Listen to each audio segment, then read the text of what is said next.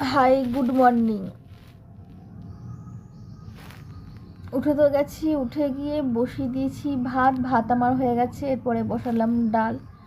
কিন্তু হেভি ঘুম পাচ্ছে, এখন বাজে মনে হয় 7:15 হবে আর কি।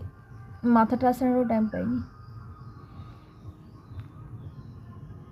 হেভি ঘুম পাচ্ছে। ঘুমতে সকালবেলা দেখবে যে যতই যখন ঘুমাই না কেন, সকালবেলা ঘুমটা না কাটতে চায় না। সকালবেলা ঘুমটা খুব পায়।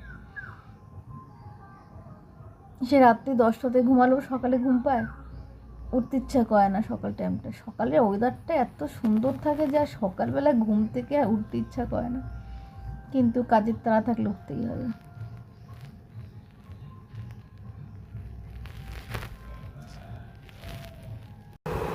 ডাল ফুটছে,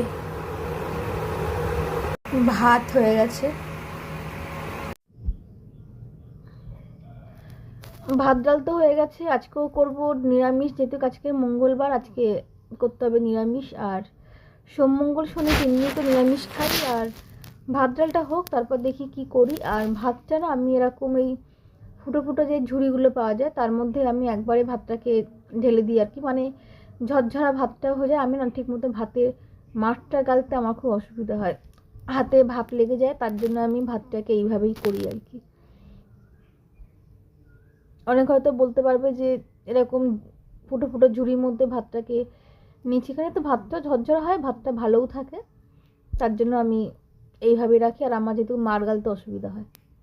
যাই হোক, আমি তো আমার কাজ সেরে নিই, তোমরাও তোমাদের কাজ সেরে নাও। Tata, morning, by.